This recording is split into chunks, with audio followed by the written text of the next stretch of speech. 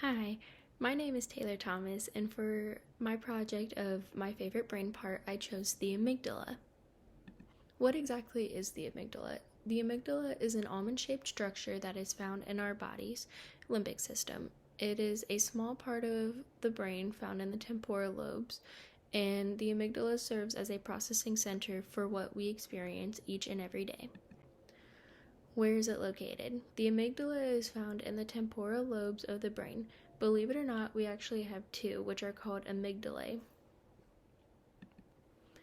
Its functions include the processing of emotions, it aids in memory, sensual perception, it triggers our fight, flight, and freeze reactions, and it aids in our learning and decision making.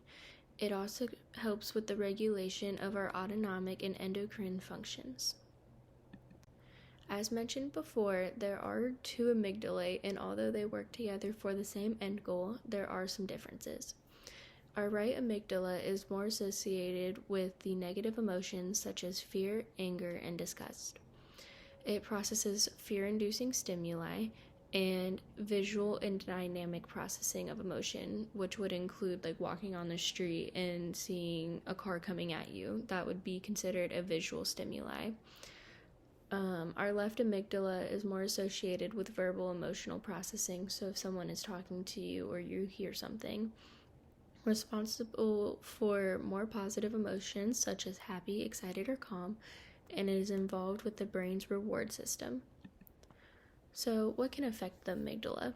Strokes can affect the amygdala by causing emotional dysregulation, and stroke survivors will often have feelings of anger, anxiety, depression, and they will often have difficulty making decisions. Traumatic brain injury can cause hypervigilance, which is constantly scanning for potential threats, as well as impaired decision making. Anxiety disorder causes the amygdala to work in overdrive, and it will respond rapidly to stimuli to determine possible threats, both in social and non-social.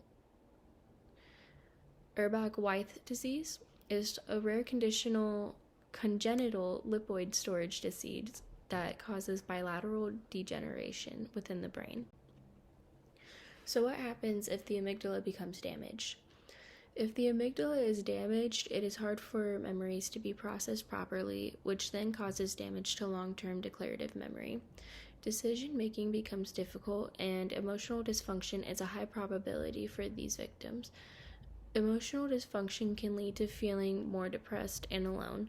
People with amygdala damage tend to feel more negative emotions, which can cause heightened stress and anxiety for individuals. There have been multiple studies and experiments done to examine how the amygdala processes emotion. One example of this is Paul Wallen's experiment in 1998.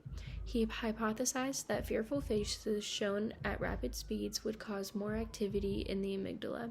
He found that he was correct, and there was indeed a reaction in the amygdala, but no expression was shown on the participants' faces. Further research found that the amygdala wasn't reacting directly to the fearful faces, but to the pictures in which they were associated with.